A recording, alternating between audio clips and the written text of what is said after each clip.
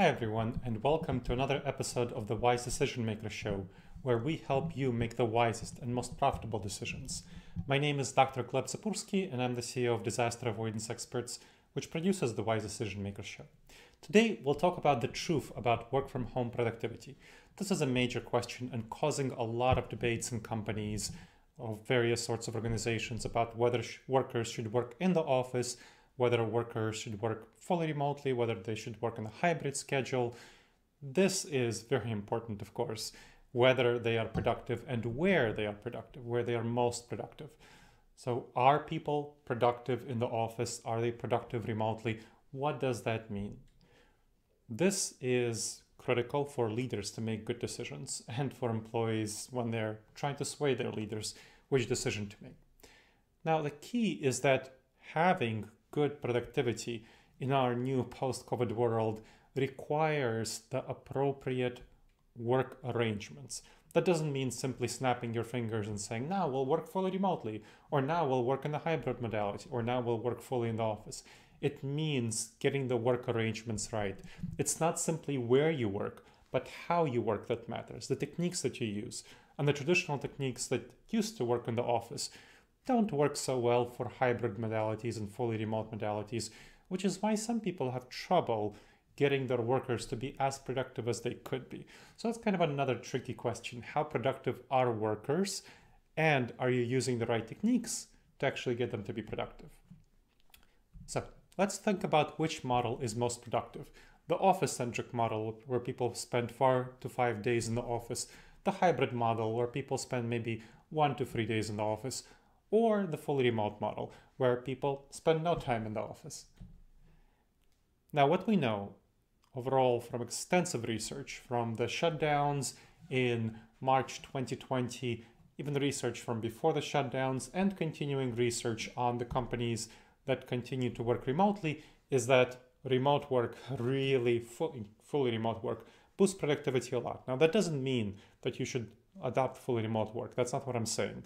I'm here talking about the data, and then we'll talk about what the implications of the data are. But we need to figure out what the data are. Now, what we learned is that a productivity advantage, we can obtain it by abandoning traditional office-based culture. Traditional office-based culture is not nearly as productive as other alternatives, as remote alternatives, hybrid alternatives. We know that. And especially you don't want to adapt hybrid-based office-based activities and methods of collaboration. You don't want to shoehorn them into hybrid and remote work.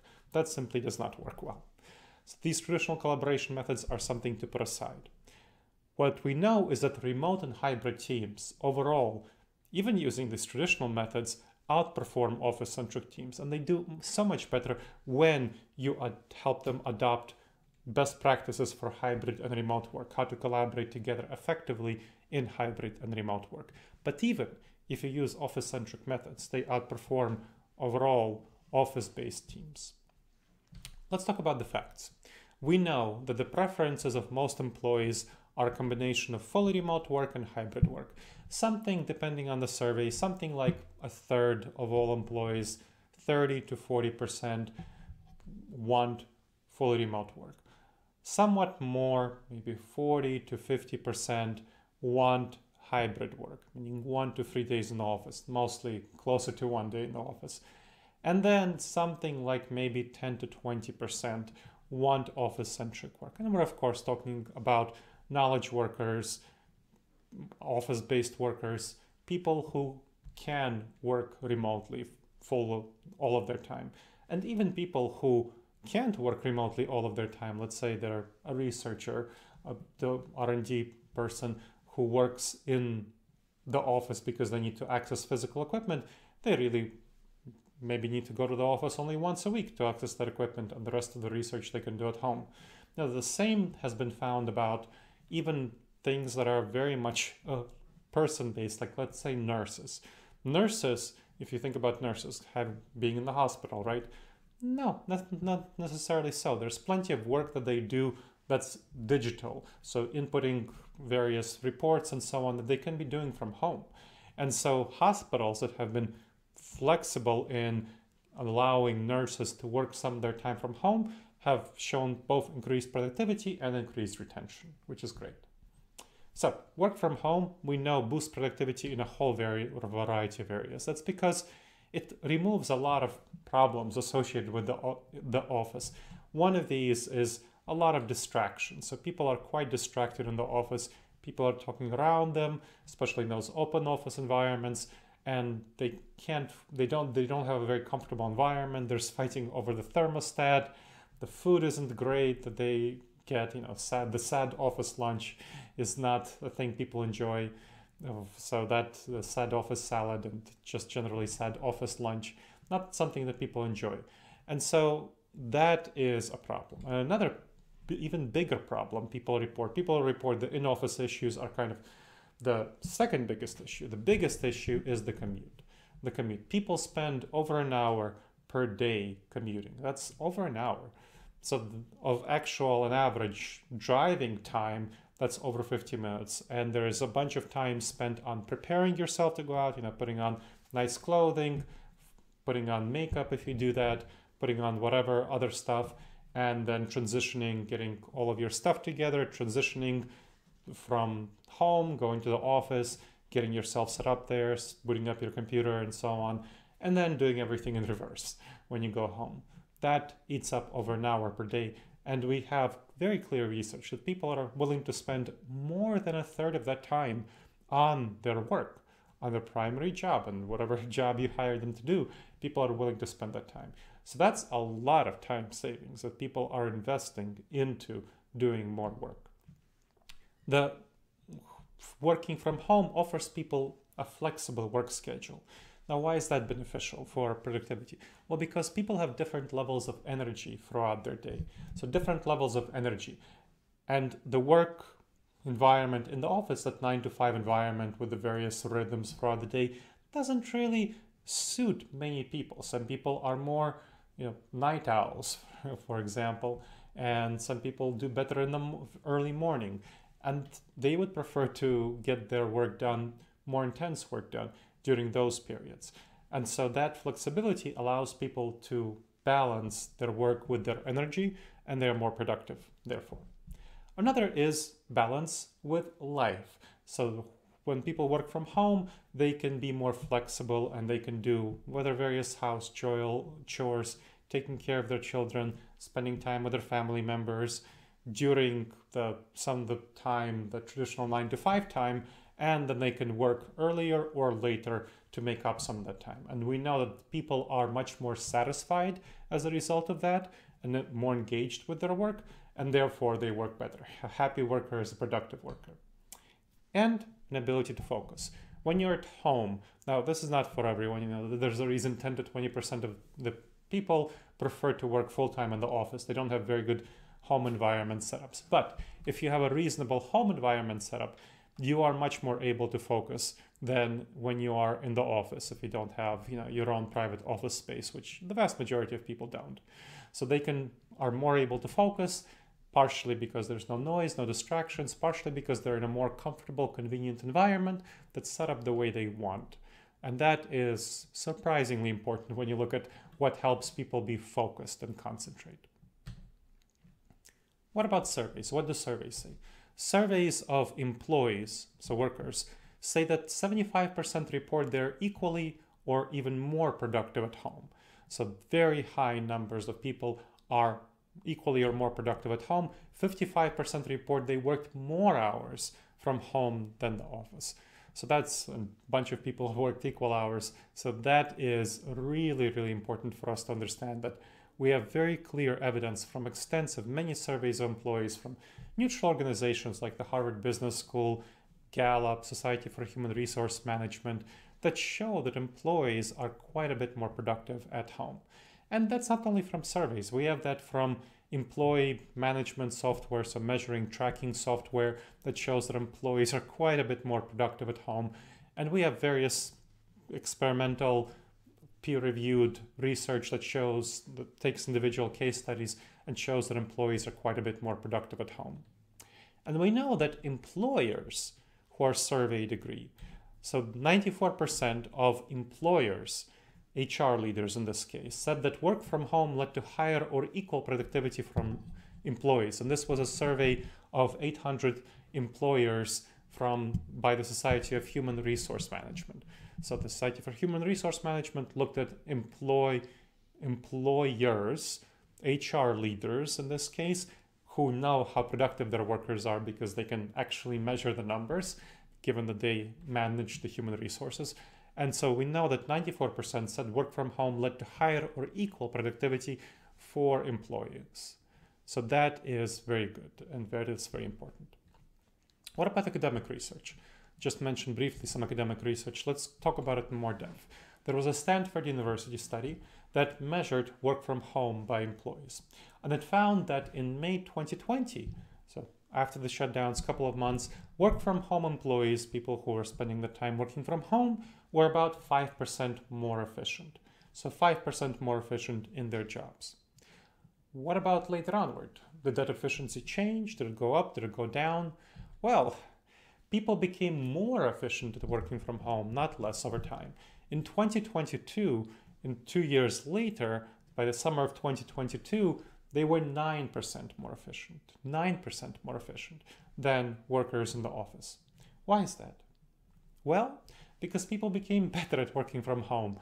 They knew how to collaborate better, so the techniques that they were using improved. They knew how to do that, and their technology improved. So the ways that they collaborated improved as well. And of course, their company policies improved. So the company knew how to work with them better. The leaders knew how to lead them better. All of those things improved. Now, we have another randomized assignment study. So that I mentioned one earlier. So here's another one that showed that work from home reduced attrition rates by 35% and led to programmers writing 8% more lines of code. So what happened here was that there was a group of workers who were randomly assigned, some to work from home and some to work on a hybrid schedule.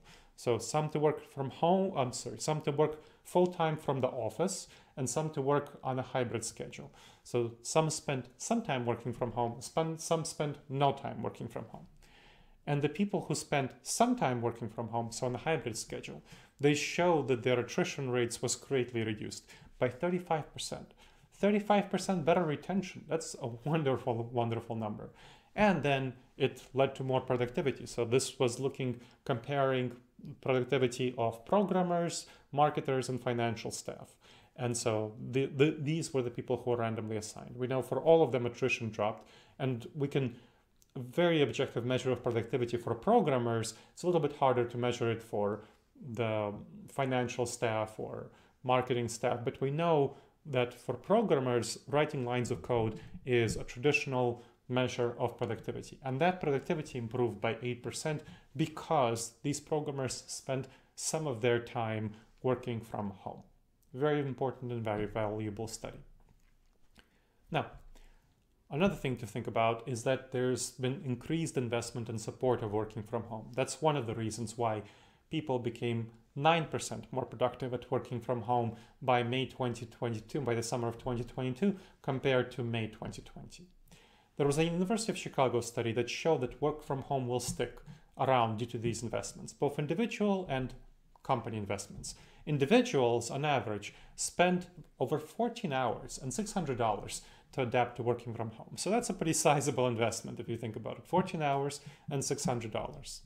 And there were large-scale investments by firms in back-end IT, collaborative IT, various VPNs and so on, virtual desktops, and work-from-home equipment and office space, revising their office space, making it more collaborative, various work-from-home equipment that they provided to employees, microphones, video cameras, and so on, headphones, and various other things. So AV technology to enable hybrid meetings, for example. A number of my clients have worked on that quite a bit and invested quite a bit of money. You'll be surprised how much it costs. For a large conference room, it can be as much as $500,000 to upgrade it to the newest, highest level of working from home, of hybrid meeting technology. So that's important. Now, governments also plan to improve teleworking infrastructure. So that's something for you to be thinking about. So governments have done some improvements for teleworking infrastructure, and they plan to do more of it over time. which will help work from home stick. Okay, how do we make people more productive in working from home? With this, let's say you're convinced, hopefully, that work from home is more productive and you want to do more work from home. What does that mean? What's the best model for working from home? The best model is a hybrid first model. Hybrid first model really shows that's been the best model overall for working from home time. The goal is to put people first. So make sure that your people are accommodated and their needs are accommodated. So hybrid first approach combines, for most people, 1 day in the office, maybe 2 days if you need to do extensive collaboration, and full-time remote work for those who want it and for those who couldn't be successful at it. And you'll find that most people want to be in a hybrid mode, want to come to the office 1 day a week. You'll find that, as I mentioned before, something like 30% might want to be full-time remote work, but they might want to come in once a month or something like that. And you should definitely get them there once a quarter for a team retreat to build trust and connections. But most people will come in 1 day in the office per week. And that's a hybrid first approach. So that is a hybrid first modality, which works best for most people because they'll do their individual work at home, everyone, whether they're fully remote or hybrid. In the office, they'll focus on collaborative work. Collaborative work, we know that individual work is much, much more productive for at home. There's no question about it for the vast majority of us. Collaborative work is more mixed. On average, it's maybe a little bit more productive from home, but it depends on the type of collaborative work. If you need to do more intense collaboration, for most people, they're going to be better off doing that in the office. So save that for the office. And more casual collaboration, you might want to do that from home. What are the best practices for this hybrid first model? One thing to think about is addressing proximity bias, and that's a preference for those people who are in our immediate vicinity. That's a concern for career mobility and a concern for favoritism, where managers have been known to favor those people who are coming in most often. And that's a problem because you're kind of ratcheting, putting pressure on people to come in a way that's undue and unhelpful. And that causes people to leave companies if they feel that their career, that they will not be able to advance if they're working full-time remotely, or if they're coming in, if their team is supposed to on average come in 1 day a week, and there's some people who are coming in 3 to 4 days a week, and the manager is giving them promotions because the manager is seeing them more often. That's not great. Next, maximize social capital. So you want to really be thinking about how to be deliberate about social capital, those sense of connections for friendships and social interactions. And you can do that for a number of activities like virtual co-working, where everyone plugs into a video conference session once a day and works on their individual tasks, but you can ask questions on anything that you want to get feedback from the team about. It's especially helpful for junior team members to integrate into the team. So this is a very helpful technique to build social capital. So that is something to be thinking about. How do you build social capital in a hybrid first modality? And then remote innovation. Remote innovation includes things like asynchronous virtual brainstorming, where you asynchronously engage in idea generation. Very useful technique. And I talk about that in some of my other podcasts for the Wise Decision Maker Show. Now, the benefits. The benefits of this hybrid first model. It's clear that it gives companies a competitive advantage. We know that it boosts productivity. So it's going to give you better productivity for your employees, for your team members. It's much better overall, especially on that individual productivity for people who work from home and on collaboration when people come to the office. So that's really a very good technique. It improves employee retention. You remember that randomized assignment study where people were assigned to work at least some of their time from home, and then all of their time, and some people worked all of their time from the office. And we know that retention is much, much better for people who work on a hybrid mode rather than office-centric mode. And overall, having that flexibility and accommodating people's needs is very helpful for retention. Now, we know that you have better innovation and collaboration if done right. Virtually synchronous brainstorming generates more ideas and more novel ideas than traditional brainstorming. Collaboration If you have the right collaboration like virtual co-working, you can collaborate effectively in remote settings, even with people who are fully remote, so have that modality. And you can do that and you can be effective at it. And of course, for people who are coming in once a week, you can collaborate with them in the office. And it helps employees to be more productive, as mentioned before, but also happier. We know that employees overwhelmingly feel happier. 80% of employees, 75 to 80% of employees feel happier if they have substantial opportunities to work from home. So if they can work from home more than half the week. And they also report better work-life balance. The same thing, over 80% of the people, 75 to 80% of the people who want either hybrid work or fully remote work. And so this is what you want to give your employees: better work-life balance, better productivity, and make them happier. And you'll retain them and you'll have good innovation and collaboration. So this will be really, really good for your company's, your organization's bottom line. And that's the truth about work from home productivity. I hope you've enjoyed this episode of the Wise Decision Maker Show. Again, my name is Dr. Gleb Tsipursky. You can email me with any questions at gleb@disasteravoidanceexperts.com. Again, that's Gleb, Gleb, @disasteravoidanceexperts.com. And Disaster Avoidance Experts is the company that sponsors the Wise Decision Maker Show. Check out the show notes, when there's going to be much more information about work from home productivity and citations to all the references that I gave about peer-reviewed research and so on in the notes. So check those out. And please subscribe to the show if you've enjoyed it and leave a review. It's so helpful for other people to find the show. I really appreciate it. Love to hear what you think again. Email me, and I look forward to seeing you on the next episode of the Wise Decision Maker Show. In the meantime, the wisest and most profitable decisions to you, my friends.